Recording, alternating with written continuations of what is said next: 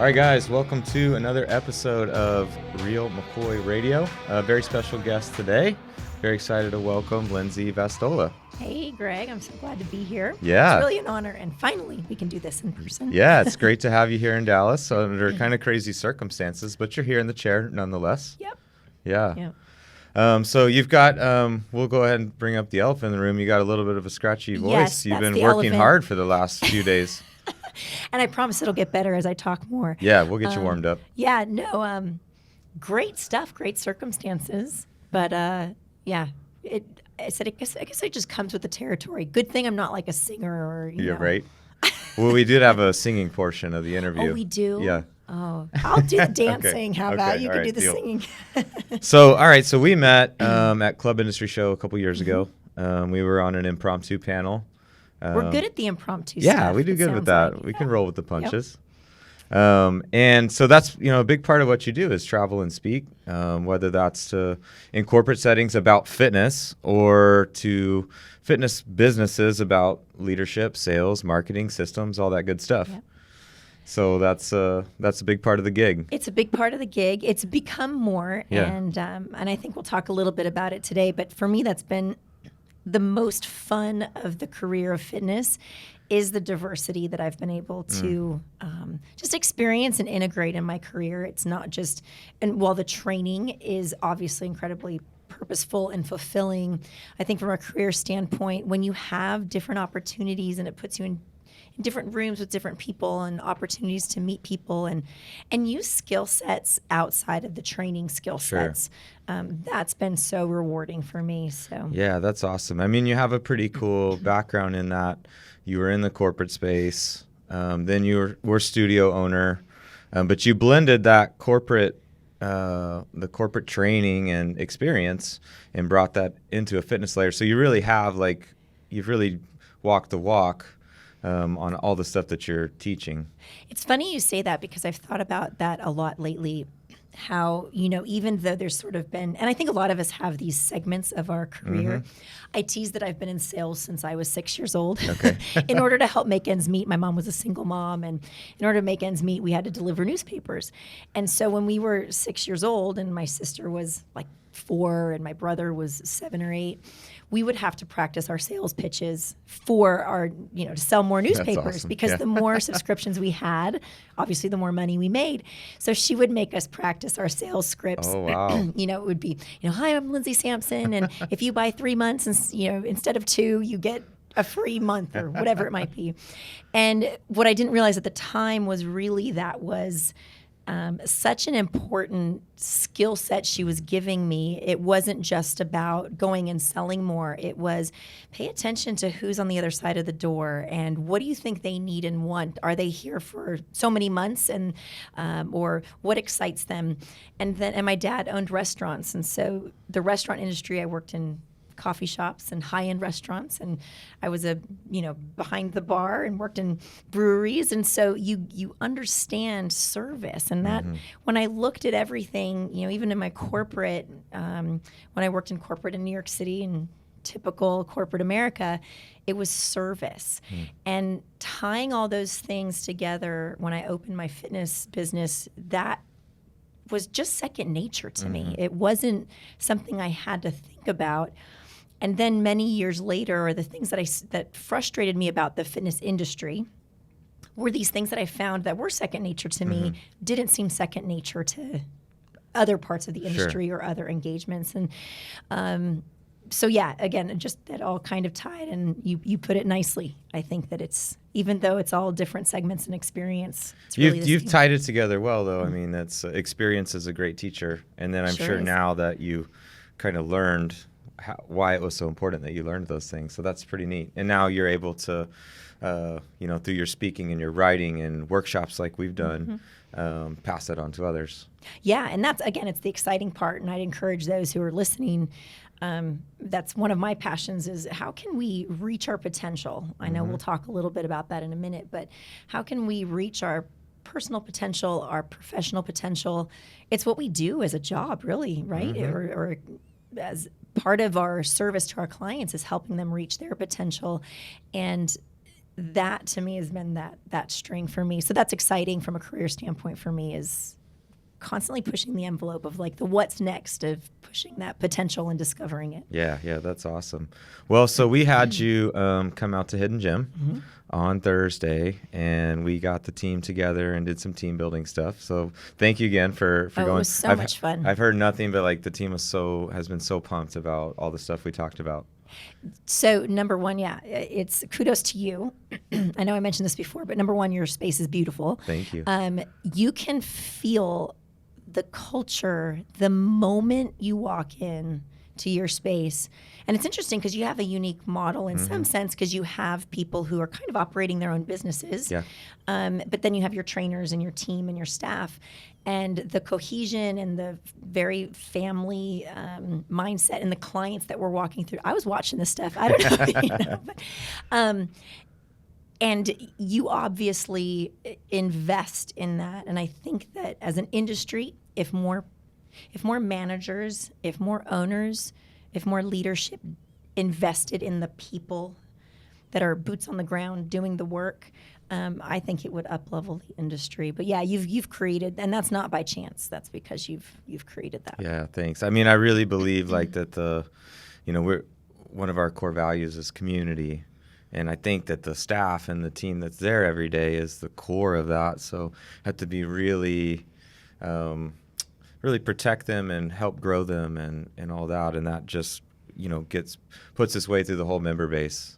And like you said, that's exactly what I love to hear, because it's like if you walk in and feel that, then it steers the ship kind of for you, because if you don't align with that, you might feel uncomfortable. Absolutely. And community is interesting because I think in the industry, it's a buzzword. Yeah. And I mean it in the sense that, oh yeah, it's all community, but the community, interesting enough, I think is so hyper-focused on creating a community among the members, and not knowing where does it start. It's kind of putting the chicken before the egg, or egg before the chicken.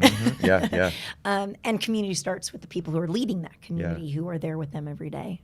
So let's talk about, one little thing I picked up from you in your club industry session I sat in on was this 4 corners exercise. And so I took that back to the team, at least my immediate staff. They loved it. We did it with the bigger staff on Thursday. Tell us about that. It is one of the most eye-opening, very simple exercise. Yeah. If people can get up and stand in a room and, you can do this. And I've done this in the corporate setting. I've done it with my own team. I do it with myself on a regular basis.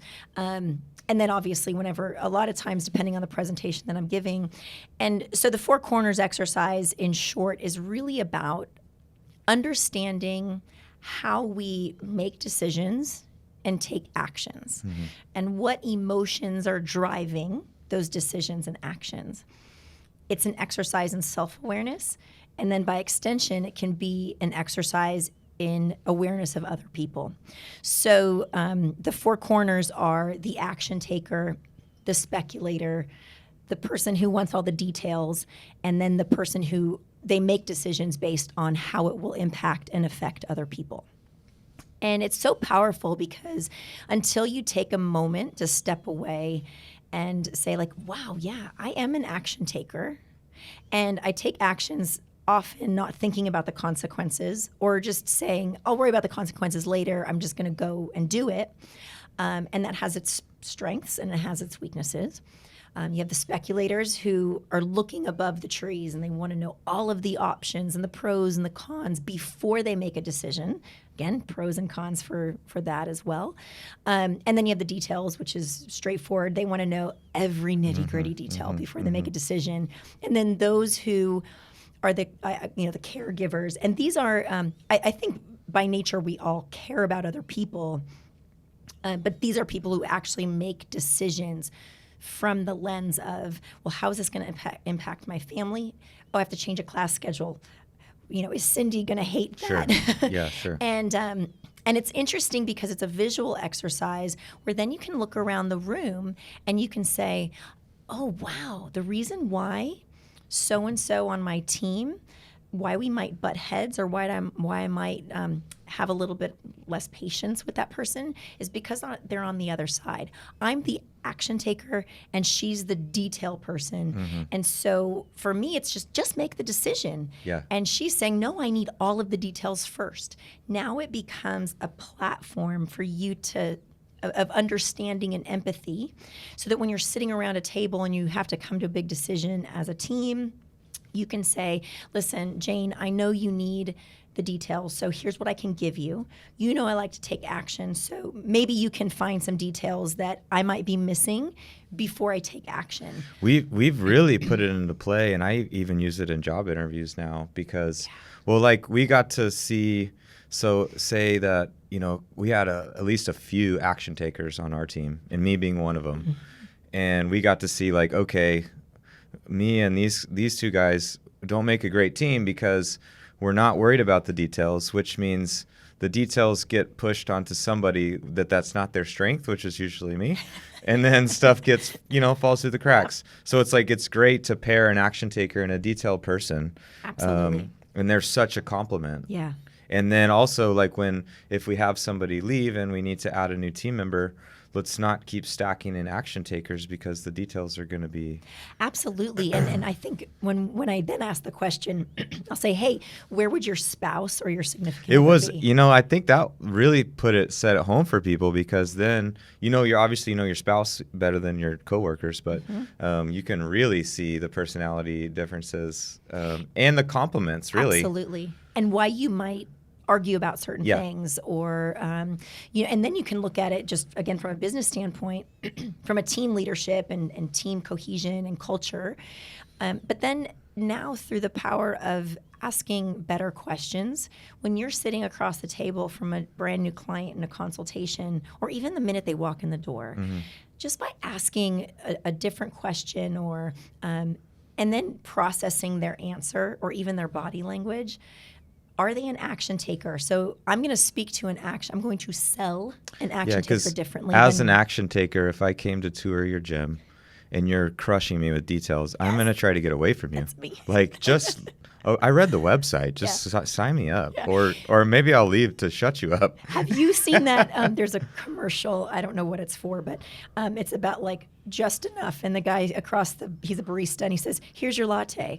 And then she's like, thanks. And then he goes, and the beans are from Arabica. And they're, and she's like, too many details. Yeah. You've got, having that sense, that sense of who you're talking to, that makes you more effective at sales. That makes you more effective at getting better outcomes out of your clients and your staff. And that's real, and out of yourself. And that's really what it's about, is how can we elicit the best outcome by knowing their motivators, their triggers, their frustrations, or the things that actually bring them to their best. Yeah, and that's, one of your kind of signature topics is emotional intelligence, which is kind of exactly what we're talking about here, right? It's a combination of self-awareness, awareness of others, all those soft skills that make a team work. Yep.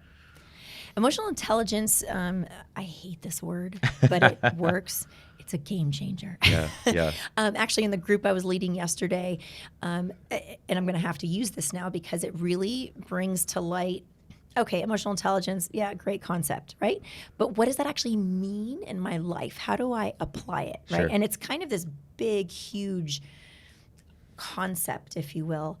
And what does that look like in practice? And from a business owner standpoint, it's emotional intelligence helps bring your systems to life. They give it vibrancy, it gives it legs, and it helps to affirm the culture that you want to create. So one of your standards, the pillars, the values of your company is community.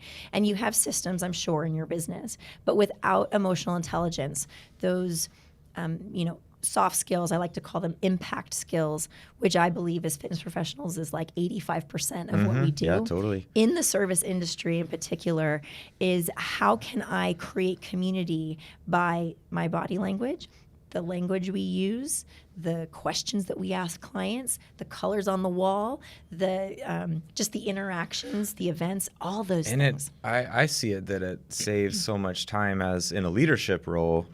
You're going to hire you can see someone that's either emotionally intelligent or not. Yes.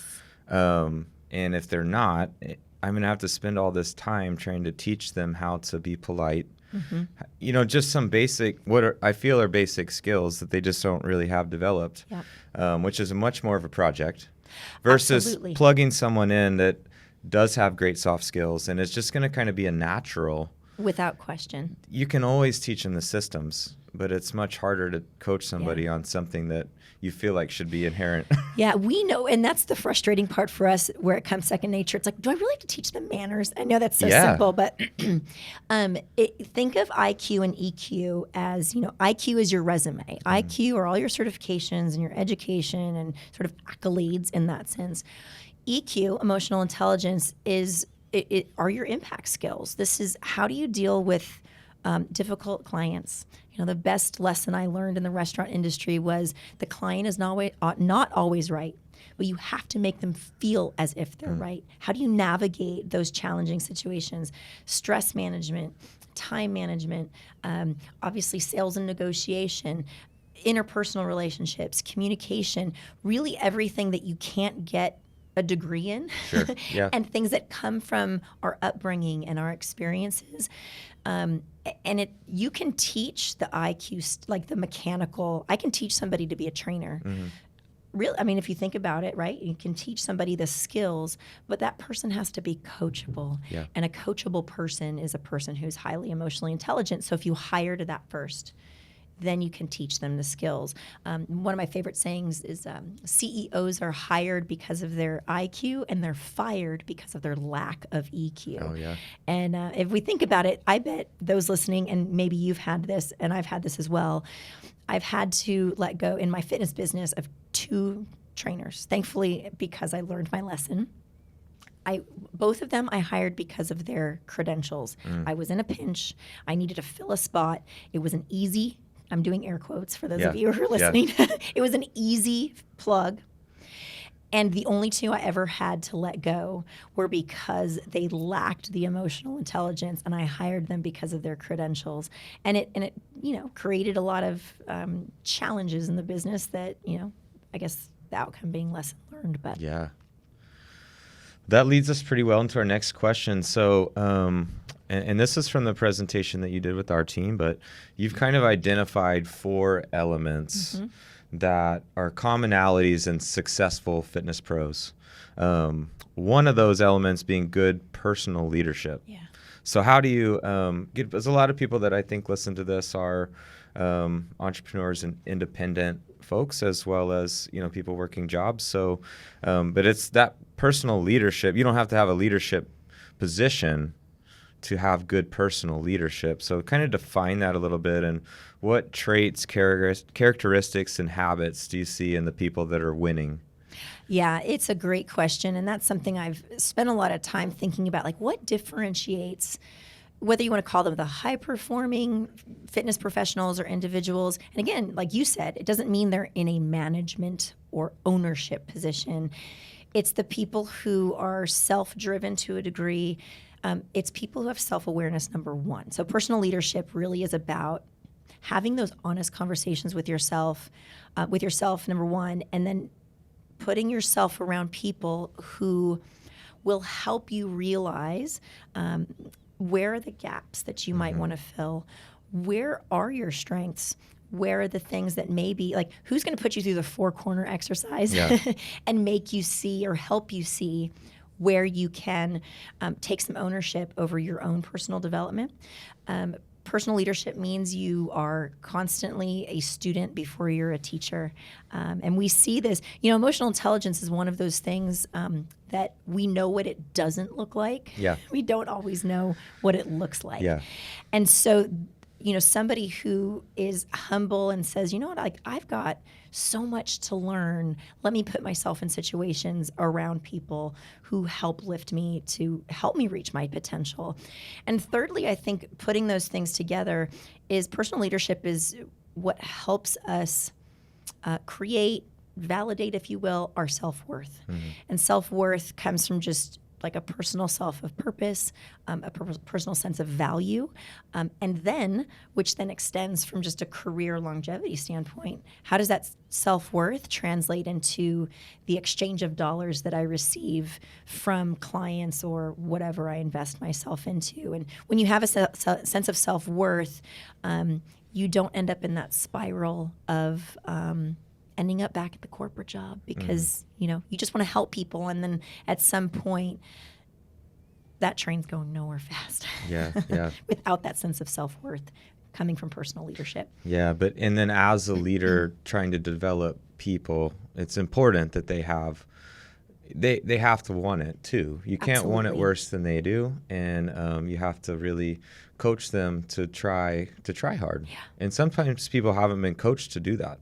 Without question. And I think and maybe this is too far into it, but I mean, at least I found as I hate to call them kids, but young people have gone through school, you're really spoon-fed, here's your assignment, it's due here, here's this. It's they're really just, used to being told what to do. And what really makes a standout team member is the person that can assess the situation and make their own to-do list. And that's really hard to find. It really is. And I think because we're not taught how to learn. Yeah. We're taught what to learn, but we're not taught how to learn. And if somebody hasn't been, I call it just blessed with challenge or, life circumstances that have sort of thrown them into that point of I need to look and assess what's the common denominator here. It's me. Yeah. Right? Whatever challenges I'm facing, I'm the common denominator. And so, and you're right. And usually it's whether it's somebody who might spark that. And you said it real well. It's you can't want it. As a parent, I feel that. As a manager, I felt that. As a trainer too. As a trainer, as a spouse, I can't want that more than, I can't give them more than what they're open to receiving. And it can be incredibly frustrating when you see potential. It's a coach, I guess, coaching and parenting, or even as a trainer, right? You look at a client and their potential, you see it, but until they sort of open that door, and we've got to open the door on ourselves first. Yeah, and I think sometimes as a leader too, if they have that personal leadership, sometimes the best thing you can do is just tell them I believe in you, that you can reach this potential that I see, and sometimes that'll change somebody's life. Without question. Okay, so this next question is a topic I really like. I have to laugh though because I was in your Impact and Influence Summit, which was awesome. If you guys get the chance to go to one of Lindsay's Impact and Influence workshops, they're great. But you guys brought up Simon Sinek at some point. You're I think you probably brought it up, and you were who's seen Simon Sinek's Start With Why presentation? I probably fell out of the chair, and Tana probably gave the biggest eye roll ever because she gets so tired of me nerding out about that. You're one of his groupies. And I think I was Tana, I know that one. And she's I know. Oh, okay, there he goes again. Yeah, here he goes with his Simon stuff again. Anyway, so Start With Why. We both love the topic. So from your perspective, tell us why you feel it's so critical for both team leaders and independent people to know what their why is and why they do what they do.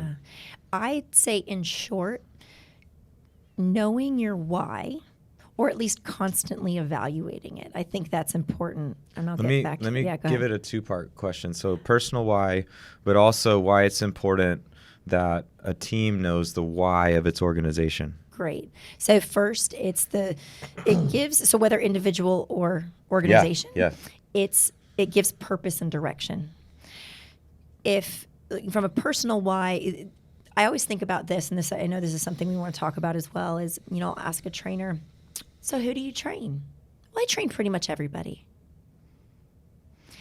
Now, while the internal is, wanting to help someone lose weight or feel better about themselves, it's in there, but it's really important. It is important that we articulate it, that we figure out how to put words around it, because then we can share that message with other people. So it's not just I train anyone to lose fat. I think your why, you can correct me, but is really about helping people, inspire people, and empower people to find their best. And I was lucky enough to go through when Start With Why first came out. I had a mentor of mine gift me the book, and then we spent several sessions together working on discovering my why, and I boiled it down to empowering people to live their dreams, which has really given me purpose across different things that I do, whether that's working with clients, achieving, health, the health of their dreams, working with, as a leader, working with employees or team members to become, as successful as they want to be, all the way to philanthropy projects. Like, we do work like helping teach kids to read, which I believe is important to live your dreams. Absolutely. So to me, it gave me consistency of purpose, and only for a few years did I work in a position where I didn't feel like I was serving that. I was doing apparel, and I just kind of just woke up one day and I'm like, I really don't care about getting people expensive clothes. Like, it's not empowering anyone to live their dreams. And don't you feel, like it's an anchor? Yeah. Like it's something that you can constantly go back to and say, like, is this feeding? I think intuitively, like that's sort of like, this just doesn't feel right. Yeah. Right? It doesn't feel like I should be doing it, or I don't really enjoy it. And that's it's like, I don't know, hitting you over the head and saying like, this just isn't in alignment with what your purpose is. And ergo, you're going to get off direction. I think that's where like shiny object syndrome comes in. You start doing things because they seem like they're a good idea, or it's a new concept that you saw somebody else being successful with. But if it's not in alignment, it will never be successful, or as successful as it could be. And so for individual why, I think it gives you a sense of purpose. Yeah, I think what you said, and maybe to kind of repeat it, was that it articulates what that feeling is. Yes. Because when you're not aligned with your why, you feel weird.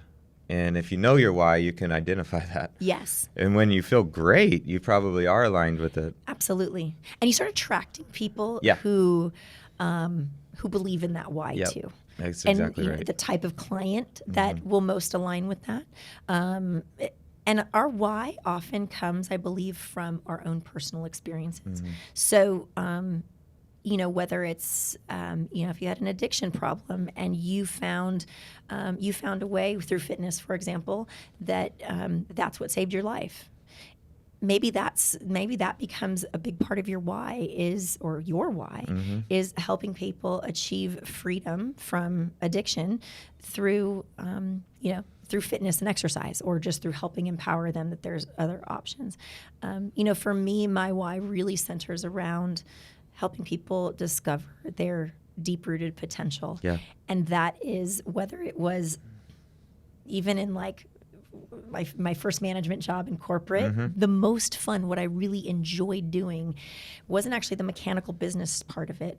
It was actually the part of taking like newer employees and helping them discover what are the things they're good at, and taking those things and rising them up. That's why I love being a trainer, because you see the potential in somebody and you can guide them along, whether it's the consulting or hopefully as a parent, I can do the same thing. But finding that why and then reminding it. So in an organization is making that why really clear to your staff and to your community. Yeah. And then making sure that why like just infiltrates everything, or that becomes the anchor. So anything that doesn't align with that anchor, you just don't do. It becomes kind of an easy way to make decisions, I think. So great exercise. That video is viral for a reason. If you have not watched it, watch it. If you haven't read the book, read the book. You'll learn a lot, both personally and as a leader. Okay, so now kind of, there was, in Simon's circle, there's the why. It's the how and the what, right? But during the Impact and Influence Summit, again, you guys really helped us take a deep dive into the who portion of our businesses. So give us a little bit of advice on finding your ideal client and also defining who's not your ideal client, which is probably equally as important. I think equally, if not more important. So I will put this, I'll preface it with, early on, I believe in our careers as fitness professionals, I think it is important to train different types of people. Yeah, you got to kind of sample what's out there. Absolutely. I can't tell you how many trainers fitness professionals got into fitness thinking they wanted to train athletes. Yeah. Yeah. And then they went through all the training, and then they actually trained athletes, and they're like, I hate training athletes. Yeah. They have egos. I mean, you name it, right? I actually, and then they'll say, I actually love training like the 80-year-olds after their hip replacement surgery. Yeah, sure. So you do have to, I think it's in just good measure professionally, you have to give yourself the opportunity to work with different people. Then really just continue to evaluate who is it that I really love working with and who do I think I can impact best. And again, a lot of this comes from personal experience. So then you have to say, okay, it's not just, I think again, a mistake we make in the industry is when I say, who do you train? If the answer isn't I train everybody, then it'll be I train women, between 30 and 55. Okay, there's a lot of different types of women between 30 and 55. And that's the difference between demographics and psychographics. So understanding your client, because what you're doing is you want to give them a feeling. You can't commoditize fitness. Fitness isn't something, unless it's like an app, right? Yeah. You cannot commoditize the experience of fitness. And so the experience that you give them has to be tailored to what they need to motivate them and to get them the results and the outcomes that you and your client want. So a good exercise for those of you listening to really kind of nail down who your ideal client is I call it the pain to potential continuum. I can't take full credit for it. A mentor of mine shared this with me. But think about your clients or the person you love working with. What are their pains? And I don't mean the physical pains, but what are their deep-rooted pains? So my ideal client in my fitness business is, I call it the success-driven woman, right? So there's no age. There's no specific. This could be a stay-at-home mom who just wants to be her best, or it could be a senior executive. She's frustrated because she's tried and failed and tried and failed. She feels stuck in a body that's not hers. She doesn't feel attractive to her husband anymore. She feels like she's giving herself to everyone else and she's not taking care of herself. And I can list those. I mean, I can list those on and on. But it takes time. Listen to your clients. What are they saying their frustrations are? What aren't they saying to you, but that you can understand to a different level? And then on the flip side, you want to list out what are their potentials. Their potential is to be confident in their body again.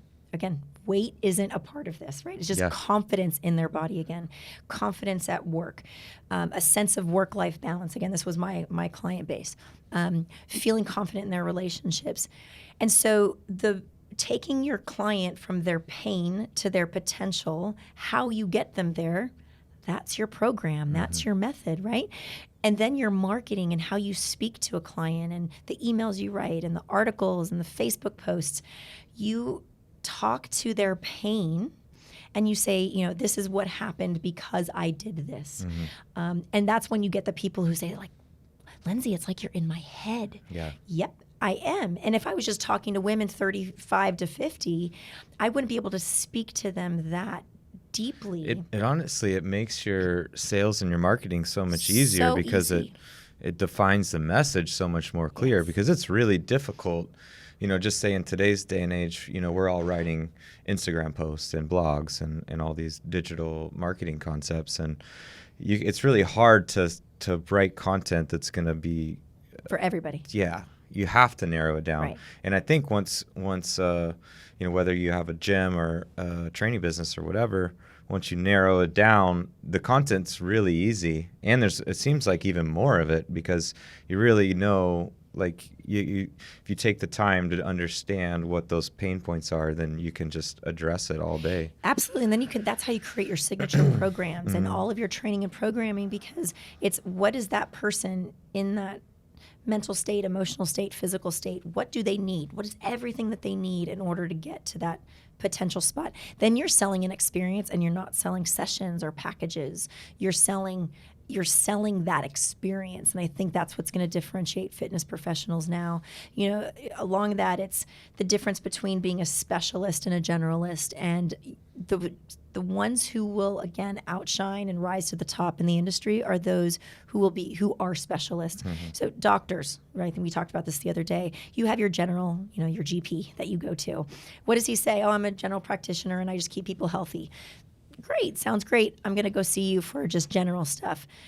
Who, though, gets sort of, the notoriety or is easier to identify? I'm a heart surgeon or I'm a, whatever specialist, an orthopod.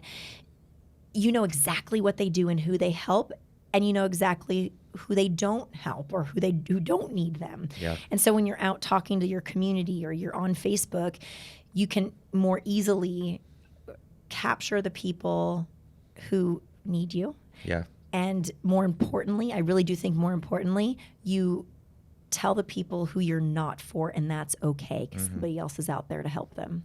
And if, I think people get concerned if I pigeonhole myself that I'm not going to get other clients.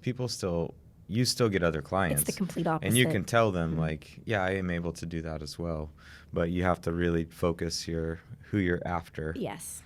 And I think we'll have, we're good friends with Brett Contreras. My wife's trained with him for a while. And I think he's one of the ultimate examples of someone who's defined a niche. Like he's the glute guy.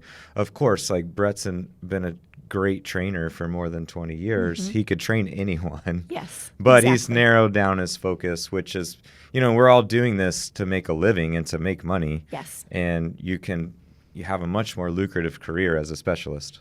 Absolutely. Another great example in the industry is Eric Cressy. He doesn't just train athletes. He doesn't just train baseball players. He doesn't even just train pitchers. Like he trains overhead athletes, right? But he started with pitchers, and then by extension, and he became the guy there. And by extension, then it was volleyball players or basketball players, and he overhead. And look at his business and his influence in the industry. It seems very counterintuitive in some regard because you're like, well, I can train everybody. That means my scope, the people I can bring in. But you can't be the food court of fitness. Yeah. It confuses people rather than being, we're really good at steaks. It's what we do best. Like, come in here and you're going to get the best steak. We don't offer the food court. Yeah. It's confusing. Sure. Yeah. And it's harder for you. That's a good analogy. Yeah, I love using food in restaurant you analogies. have that background. Yeah, right. And people can identify it because we've all been to restaurants, Yeah. But if you can be really good, you ever go into those restaurants? Well, Cheesecake Factory. I mean, talk about everything at the generalist. menu. But they bring you in because they're cheesecake specialists. Exactly. Yeah. Exactly. That's just the fringe. Yeah. Yeah. Okay, last question. So one of the great topics from Team Building Day, and this was a topic that I had kind of requested, but that was how can people that view their fitness job look at it more as a career? And as a gym owner and anyone out there that's employing young fitness pros, you have to really coach them from thinking about, okay, this is this fun transition job until I get a real job. And you have to really tell them like, hey, I've been doing this for, 15 years. This is a real job. If you treat it like a career, it can be a career and it can be a substantial one. Yeah. I think at a root of it is kind of the nature of our industry.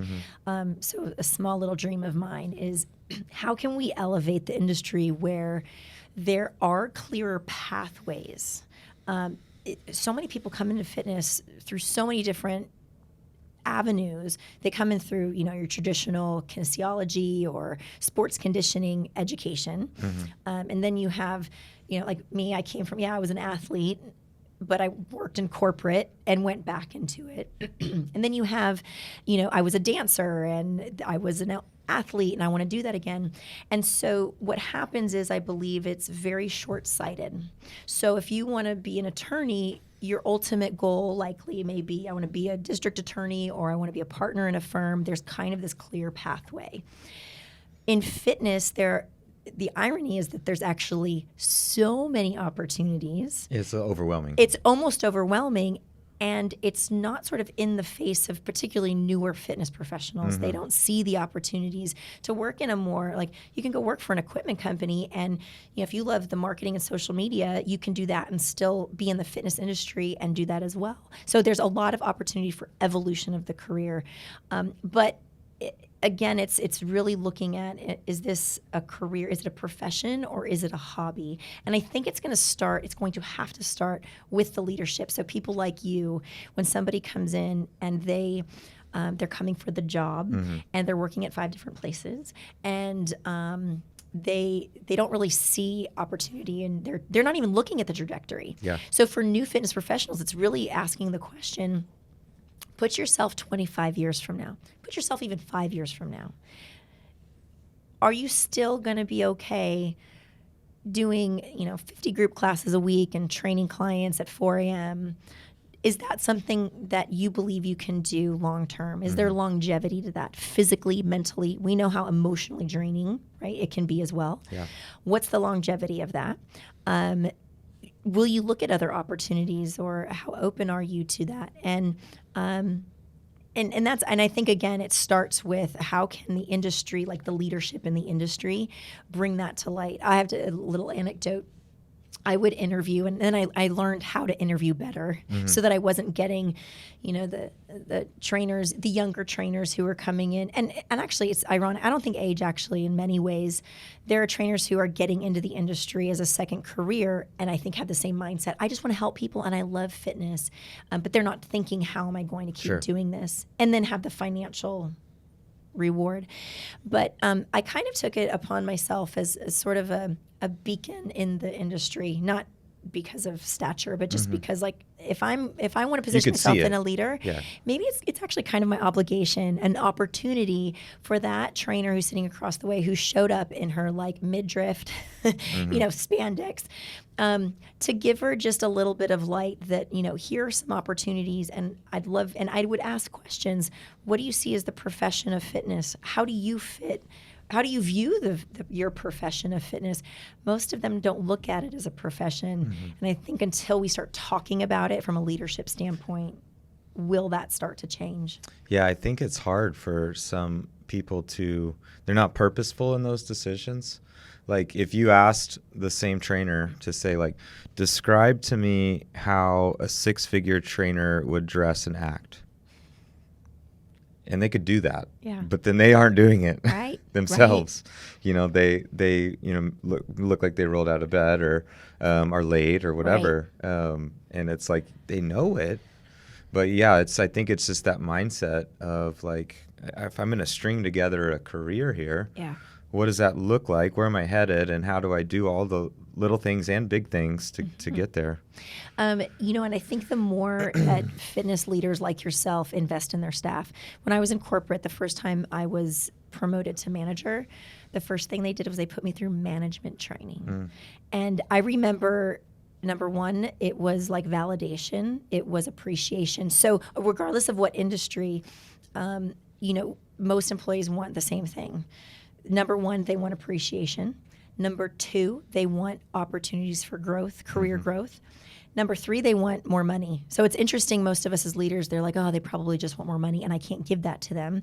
But where are leadership opportunities and growth opportunities? How can you show them that there's pathways in your gym that they can take over ownership over, like studio beautification, or, communicating, being the client concierge. There's and plenty jobs so out many, there. Yeah, and they don't even need to be compensated more for it. And then we teased the other day that number 4, I think, is snacks. So that's the one I was what your missing. staff wants. But no matter what the industry, you think you're going to get more out of an employee who you've invested time, even if it means that you're one operation, like a one staff operation. You meet with them on a monthly basis, and you say, hey, what are you enjoying? What do you want to do more of? And what do you want to do less of? Yeah. And it's amazing what you'll get just by asking, but I really believe it has to start from the leadership, building that as part of their businesses, to raise awareness so that trainers are like, you know what, I might work at 4 gyms, but that one gym, he gives me opportunities for leadership. I know that there's a career path there. And then they're going to start looking for it, which will then create like sort of this awareness that I want to work there. Like the best places to work, things that always come out. Yeah, of course. Why would I want to work there? So until we sort of change that reality in their own mind, it's kind of a catch-22. Yeah. But we've got to focus on making a career out of fitness. Yeah. Man, that was great. Thank you so much for jumping on today. So, there's a lot of places to find you online, but if somebody wanted to book you as a speaker, bring you in for a training event like we did, attend one of your talks or workshops, contribute to PFP, which we haven't even talked about. You're the editor of PFP magazine, and you're always taking contributions from trainers and things, writing articles. How do we get in touch with you? The best place place to go probably is just lindsayvastola.com. So that there you can find all of my information, and reach out to me. I think there's sort of this email. I'm not as good with Facebook Messenger. I'm getting around to like all the different places, but it's important to me. Like I want to be that connector, and if there's a way, especially for budding fitness professionals who are success driven and need to navigate the pathway, it's a mission of mine in the industry. What conferences are you going to be at in 2020? 2020 right now, I'll be at Association of Fitness Studios. Their Succeed. That's out in Irvine, I believe, the first weekend of May. I'll be doing a few of the club industry summits at SCWs. Are they doing that again? Yes, okay, they cool. are. So Yeah. are we going to be back in Dallas? I think I might just have to be. Oh, I'm yeah. kind of learning to love Dallas. Yeah, Dallas loves you. I'm just not coming when it's 50 degrees. I'm from New Jersey. It's nice today. It is nicer today. But the people are great, and it's been wonderful. So if you're in Dallas, you probably be here in the summer Yes, again. yeah, I think that's the summer. What else? IDEA and URSA, I always like to attend. I'm trying to think what else. Club There's Industries in Club Industry in St. Louis this year for the first time. October, right? Yeah, so you're asking a lot for me to look at my calendar. Yeah, well, I'm getting through 2019. Anyways, you have a whole tour, a 2020 tour lined up. People can get their tickets today. Yeah, exactly. To the Lindsay Vastola show. But tell me where you are so Yeah. that we can, meet up. Awesome. Great episode, Lindsay. Thank you so much for your time. And Greg, thank you so much and all you do for the industry. Yeah, thank you guys for listening.